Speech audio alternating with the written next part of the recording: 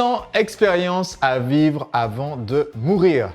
Aujourd'hui, j'aimerais vous parler d'un principe qui peut vous aider à vivre une vie plus exaltante, plus passionnante, plus excitante et à vivre une vie d'entrepreneur libre. Parce qu'au-delà de la croissance de notre entreprise, en plus de vouloir augmenter notre chiffre d'affaires, vouloir augmenter notre résultat net en fin d'année, eh bien, être un entrepreneur libre, c'est aussi vivre une vie libre, c'est-à-dire faire ce que vous aspirez réellement à faire dans votre vie et ne pas juste être tout le temps dans un train-train quotidien. Si on voulait être dans le train-train quotidien, eh bien, il nous suffirait de vivre la vie métro, boulot, dodo que vivent la plupart des autres personnes autour de vous. Donc, si vous voulez être un entrepreneur libre, une technique qui va vous permettre d'être sûr que vous avancez et que vous restez dans cette liberté et cette folie qui vous caractérise, c'est la technique de la bucket list.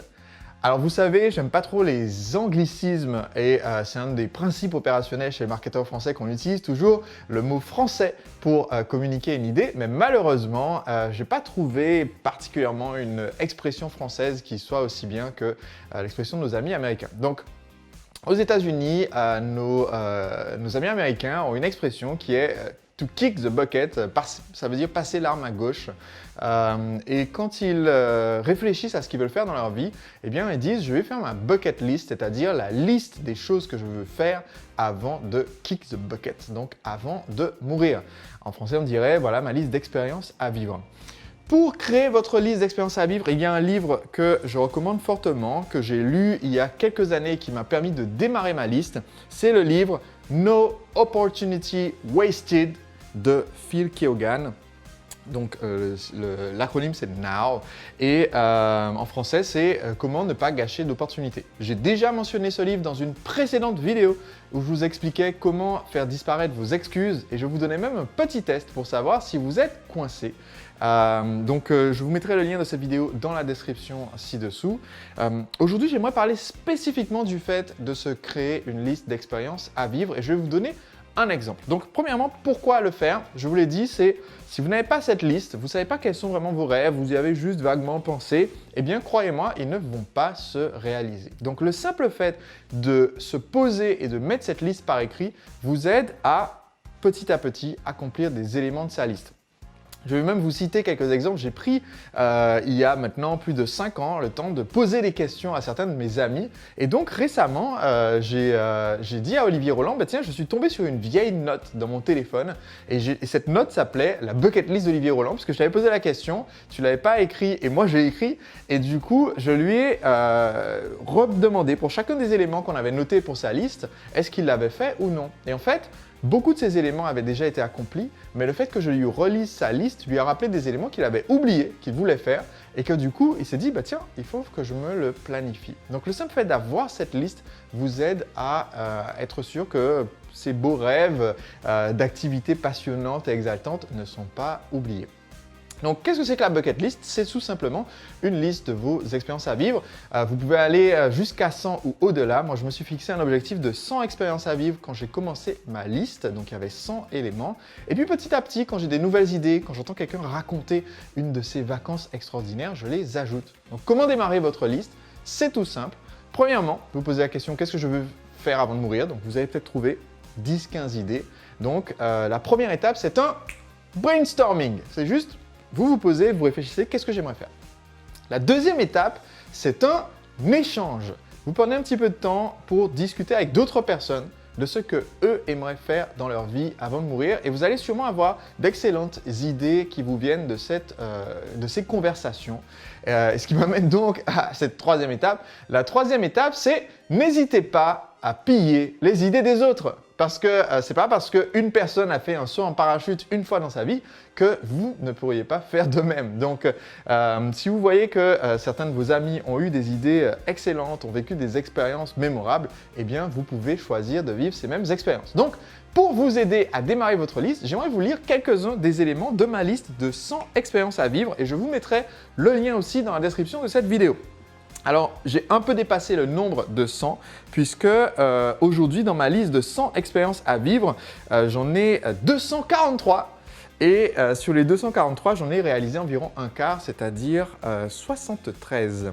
J'ai fait un petit calcul, au rythme où je vais, j'aurai complété la liste existante en avril 2104. Donc vous voyez, j'avance tranquillement. Et pourquoi? Parce que en fait, en moyenne sur une année, j'accomplis une vingtaine de rêves de ma liste, mais j'en ajoute 40. Donc si j'ajoutais rien, j'arriverais en 2104 à avoir tout fini. Quelques éléments que j'ai déjà accomplis. Jouer de la guitare avec Jeff Walker, faire du rafting en eau vive, habiter sur la plage, visiter Buenos Aires, voir le carnaval de Rio, percer un ballon lors d'une excursion à Montgolfière pour voir ce qui se passe.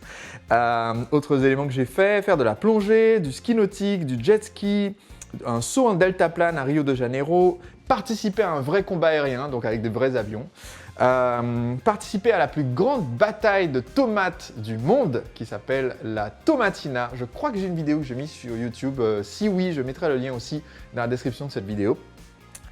Savoir dessiner un portrait, un paysage, bref, prendre des cours de peinture et de dessin, surfer une vague en Australie, faire du snowboard sur une dune de sable, donc du sandboard. C'est affreux, ça vous met du sable partout, dans les cheveux, dans les oreilles, dans le nez, pendant 2 semaines. Alors, les 2 activités les plus salissantes de la liste sont la bataille de tomates, la Tomatina, que je recommande vivement d'ailleurs.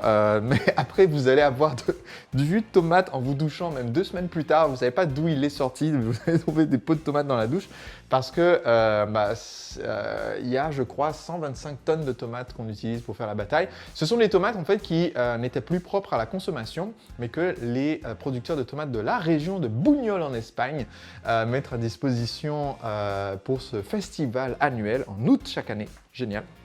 Donc, activité les plus salissantes, c'est ça, et le sandboard, où vous faites en fait du snowboard sur une dune de sable, mais c'est du sable hyper fin, et du coup, pendant 2 semaines, à chaque fois que vous vous douchez, il y a du sable dans la douche, vous ne savez pas d'où il est sorti, mais voilà, c'est terrible. Prendre le petit déjeuner au champagne au Carlton à Cannes, faire le tour du monde, faire un safari photo 2 fois, écrire un livre, même j'en ai écrit 4 maintenant, enfin j'en ai publié 4, apprendre à danser, marcher sur le feu, déjeuner à la garden party de l'Elysée, faire de l'acrobranche et faire le circuit le plus difficile, faire une crème glacée 100% maison. Donc voilà, je vous donne quelques éléments pour vous donner des idées.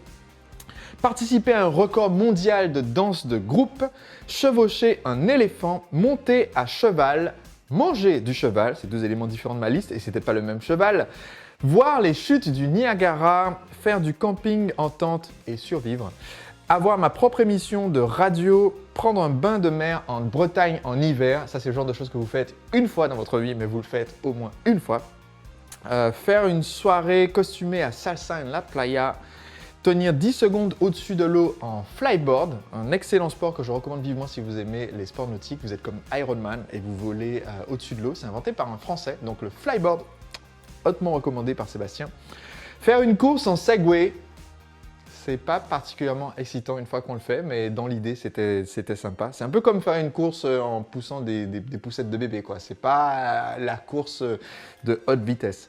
Danser le tango argentin en Argentine et prendre des cours avec les meilleurs du monde. Séjourner au Taj Lake Palace à Udaipur, qui est l'endroit le plus romantique du monde. Donc si vous avez une demande de mariage à faire, ben allez-y. Je parle d'expérience, c'est parfait. Appartenir au My Life Club, faire du slackline en Estonie. Donc le slackline, vous mettez une corde entre 2 arbres et vous essayez de marcher sur la corde raide pour aller d'un bout à l'autre. Ne le faites pas après avoir pris l'apéro, c'est une recommandation d'expérience de Sébastien. Nager dans le Gange, alors petite astuce, si un jour vous souhaitez faire cela, vous avez le choix pour voir le Gange. Si vous allez en Inde, vous avez le choix, si vous allez voir le Gange, entre aller à Varanasi, qui est une ville sacrée où il y a les cérémonies, où vous allez voir le Gange avec les cérémonies traditionnelles des corps, des défunts auxquels on met le feu. Donc en gros, vous allez voir le Gange avec les gens avec les excréments qui flottent dans l'eau et les cadavres enflammés qui flottent dans l'eau. Donc c'est une façon de voir le Gange. Ou alors vous allez à Rishikesh qui est près de la source, près des montagnes. Donc voilà, on est presque à l'Himalaya, d'accord? Et vous avez le Gange qui est d'un très joli bleu turquoise et vous pouvez vous baigner. Je recommande Rishikesh. Parler portugais, passer à la télévision nationale dans un autre pays dans leur langue, c'était au Brésil.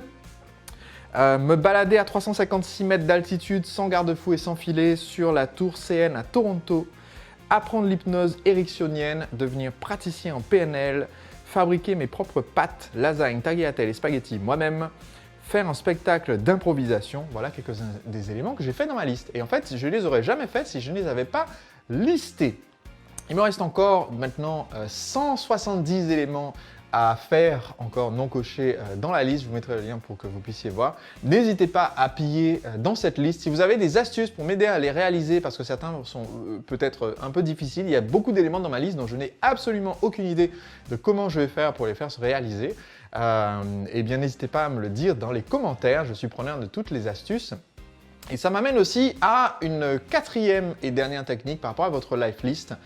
J'en discutais récemment avec un de mes amis qui est, quand on a créé notre liste, comme on a créé une liste des choses qu'on veut faire, eh bien on peut se sentir peut-être un peu frustré que vous avez mis 90 éléments, 100 éléments dans la liste et vous n'avez encore fait 0. N'hésitez pas aussi dans votre liste à intégrer les choses que vous vouliez faire à une époque et que vous avez déjà faites et qui étaient mémorables. Ça veut dire que vous pouvez en fait, c'est le quatrième point, vous pouvez faire progresser votre liste et faire progresser votre liste, y compris en ajoutant des choses que vous avez déjà faites. Par exemple, si demain, je fais quelque chose que je n'avais pas prévu dans ma liste, si demain on me propose, qu'en sais-je, marcher sur l'eau. Ah si, je pense que c'est peut-être dans ma liste, mais on me propose, quelqu'un a découvert une technique avec des chaussures qui permettent de marcher sur l'eau, eh bien, même si ce n'est pas dans la liste, je vais le faire. Ensuite, je vais l'ajouter dans la liste en le cochant comme étant fait. Ça contribue à cette sensation de progrès. Tiens, j'ai fait des trucs pas mal dans ma vie. Donc, c'est une technique que je recommande vivement. Si vous manquez un petit peu d'inspiration ou de la décision de vous lancer, je recommande le livre de Phil Keoghan et je vous ai expliqué dans une autre vidéo son filtre pour savoir si vous êtes coincé. Et donc, je vous donne un petit test à faire pour voir si vous êtes coincé. Et une fois que vous avez fait votre liste, n'hésitez pas à partager dans les commentaires de cette vidéo quelques-uns des éléments les plus surprenants, croustillants, choquants, étonnants que vous avez fait de votre propre liste.